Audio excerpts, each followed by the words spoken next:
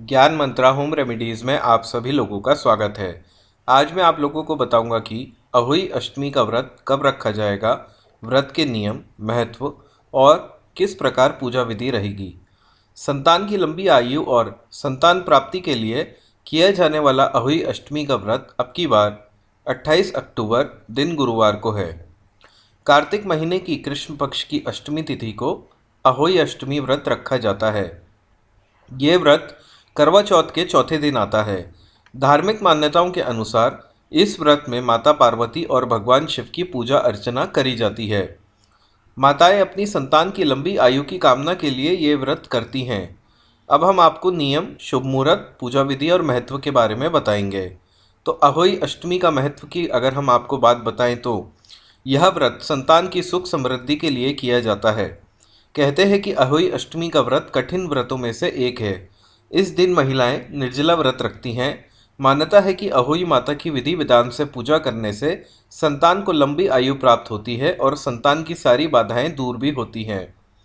साथ ही जिन दंपतियों को बच्चा नहीं हो रहा है तो उनको घर में कोई खुशखबरी अवश्य ही आती है। अगर हम शुभ मुहूर्त की बात करें तो अब की बार अहोई अष्टमी की तिथि, जैसा कि हमने आपको बताया, 28 अक्टूबर को है और इसका शुभ मुहूर्त जो है, इसकी तिथि वह शुरू हो जाएगी 28 अक्टूबर की दोपहर 12:49 से और यह 29 अक्टूबर की दोपहर 2:09 तक रहेगी।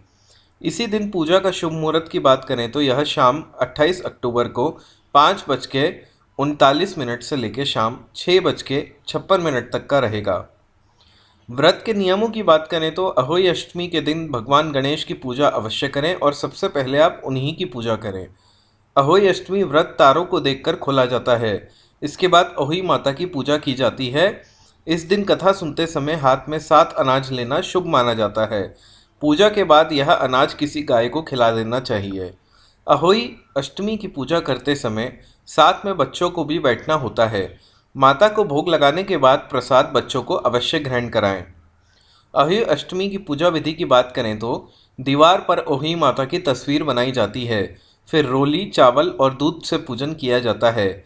इसके बाद कलश में जल भरकर माता अहोई अष्टमी कथा का श्रवण करती हैं। अहोई माता को पूरी और किसी मिठाई का भोग लगाया जाता है।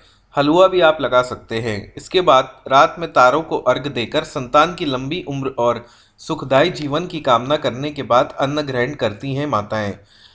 इस व्रत में सास या घर की किसी बुजुर्ग महिला को भी उपहार के तौर पर कपड़े आदि जो भी आपकी इच्छा शक्ति के अनुसार हो वह दिया जा सकता है।